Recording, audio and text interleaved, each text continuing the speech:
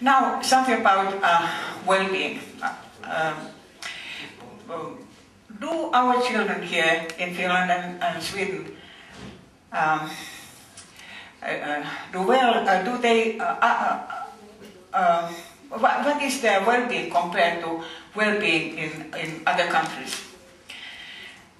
There is an interesting study made by UNICEF, published in 2007. And in this study there were 6 scales, oh sorry, there are 2 times 5, but they should be 6 scales. And the total score can be seen about these scales. When all 6 scales are taken together, then well-being of children these children were 11 plus, from 11 to 15. Well-being was highest in the Netherlands. Sweden was 2nd, Denmark 3rd, Finland 4th, and UK was the last one, 21st. There were 21 OECD countries included in this. And if we look at these different dimensions, scales, Sweden was leading in the material well-being, Finland was 3rd, and Poland was 31st, the last one. Health and safety, Sweden, Finland, and the United States was the last one. Educational well-being, Sweden was the 5th, Finland the 4th, Portugal was 21st, Belgium was leading. And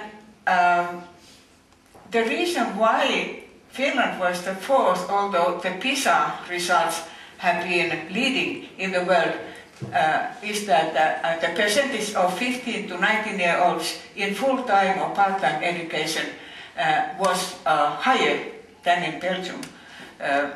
The same in Sweden, that was the same reason for dropping in this rank order.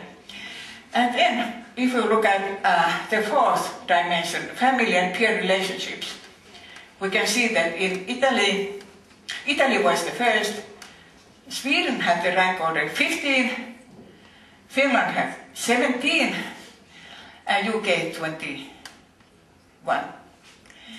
And what was included in this? There was, it was composed from items concerning percentage of young people living in single-parent family structures, percentage of parents who spend time just talking to the kids, that was very poor in Finland, finding their peers kind and helpful, poor in Sweden and Finland, then the percentage of parents who eat their main meal with the kids around the table several times a week. In Finland, only 60% of parents eat the main meal with their children, and it is the poorest percentage in the whole study among these OECD countries. In Italy, Spain, it's about 100%. And Sweden was just on the mean level, but not on the top. Then behaviors and risks, they were least prominent in Sweden. Finland had the rank order 7 and UK was the last one, 21.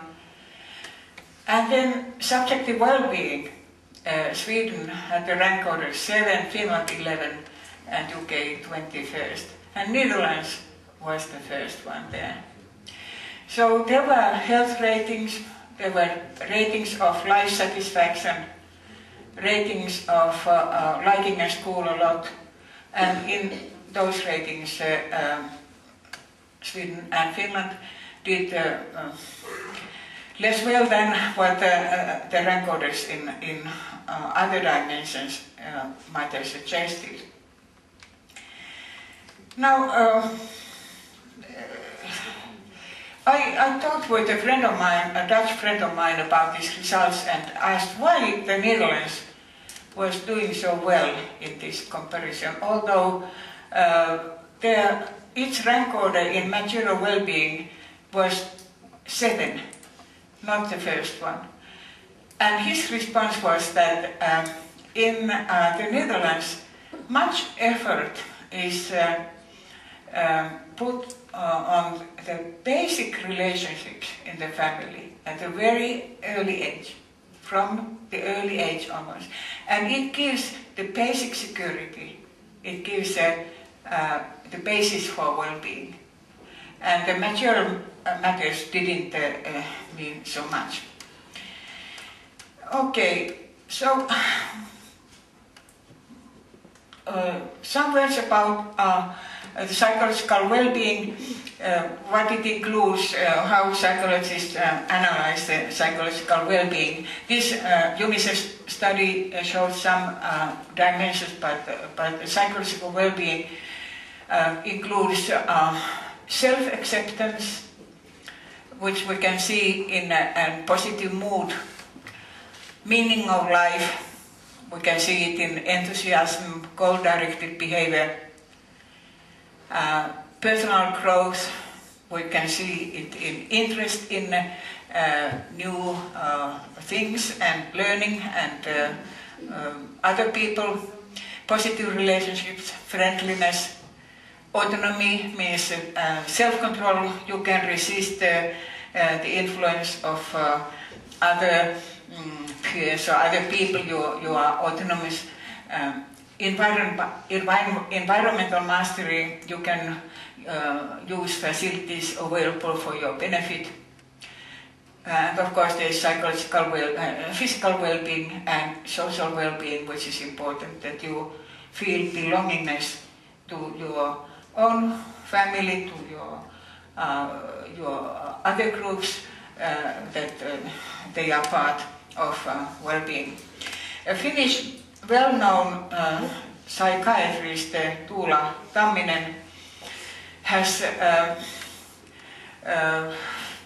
listed things that a child needs for his or her growth and well-being, and these are based on her psychiatric work.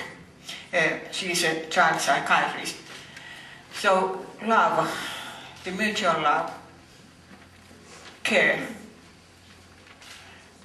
Nowadays we can see in Finland that children don't even get enough food at home, not because the families are living in poverty, but because the parents don't prepare meals. So at school, school lunch is consumed most on Monday, because children are so hungry when they go to school on Monday. The parents go to shopping centers, or they do whatever, I don't know, but they don't prepare meals. And they don't take care of children's sleep. Their children are too sleepy at school because they don't sleep at night. So this kind of family rhythm, family culture is not strong.